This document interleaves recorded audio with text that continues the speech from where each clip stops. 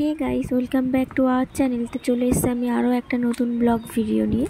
তো ভিডিওটা একদম প্রথম থেকে শেষ পর্যন্ত দেখতে থাকো, আশা করি ভালো লাগবে। আজকে যাচ্ছি আমি আমার জায়ের বাপের বাড়ি। তো ওর সাথেই যাবো, বাইকে যাব। আর এর আগের ভিডিওটা যদি তোমরা কেউ দেখে থাকো তো অবশ্যই দেখতে পেয়েছো, মানে ঘুমকে ও দাঁড়াচ্ছে। তো ও মোটামুটি সব জায়গায় তো আগের ভিডিওতে বলেইছি আমাদের সাথে ও যাওয়া চাই। তো আমি যাচ্ছিলাম আমার জায়ের বাপের বাড়ি। আর এটা আমার আরও একটা ভাসুরের ছেলে, মানে ওর কাকার ছেলের ছেলে। আর আমি যাচ্ছি আমার নিজের জার বাপের বাড়িতে।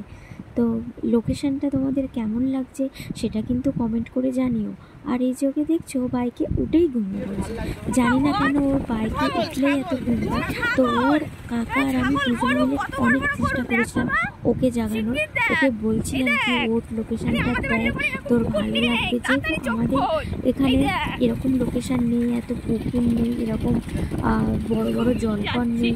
তো সেটাই ওকে বারবার ডাকছে। আর ওখানে ওই সরু রাস্তার মধ্যে প্রচুর ছাগল ছিল, গরু ছিল, যেগুলো ওকে দেখানোর জন্য আমরা দুজন মিলে প্রচুর পরিমাণে ওকে ডেকেছিলাম। অনেক জোরে জোরে চিল্লেছিলাম, কিন্তু তারপরে ও উঠিনি।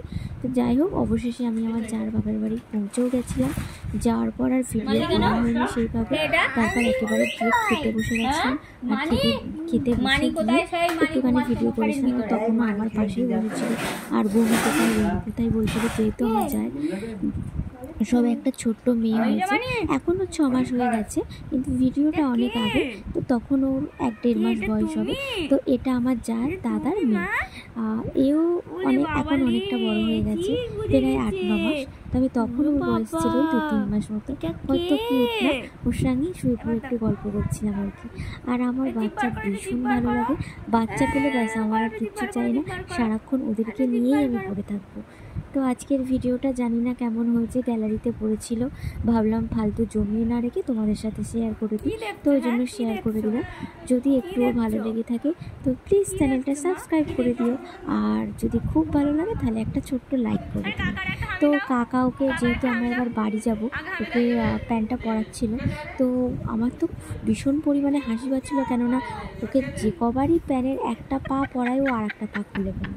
তো ওকে সেই জন্যই বলছিলাম, যেহেতু আমাদের সামনে দিয়েছে বিয়ে করছি, ঠিক আছে, বাচ্চা কাচ্চা নেওয়ার কথা এখন ভাবলে হবেই না। ওকে নিয়ে এত পরিমাণে মানে মাথা খারাপ করে দিয়েছে আমাদের, মানে বলে বোঝানো যাবে না।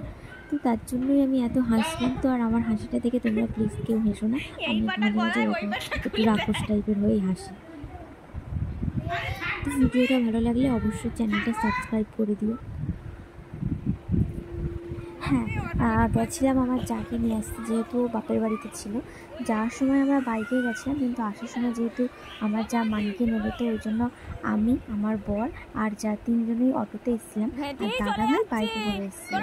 তো ঘিটিকে, মানে ওকে ঘিটি বলেও মাঝে মাঝে ডাকি, ঘিটিকে ভয় দেখাচ্ছিলাম যে তোকে ছেড়ে চলে যাচ্ছি, তোকে নিয়ে যাবো না। তো আজকের ভিডিওটা এই পর্যন্তই। তো চলো, টাটা, বাই বাই, দেখা হবে আরও আবার নেক্সট কোনো ব্লগে।